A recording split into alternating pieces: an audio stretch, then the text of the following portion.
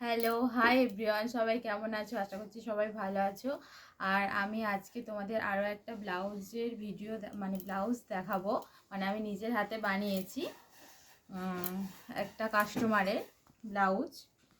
এটা বম্বে কাটের মধ্যে সামনেটা, আর সামনের গলাটা এইরকম দেখো, আর পিছনটা হচ্ছে এই রকম করেছি ডিজাইনটা। আর এখানে হাতার ডিজাইন করেছি, এটা গ্লাস হাতা, তার মধ্যে ডিজাইন হয়েছে এখানে। আর এদিকে দেখো এরকম লটকান করেছি। আর এই ব্লাউজটা কেমন হয়েছে অবশ্যই কমেন্ট করে জানিও।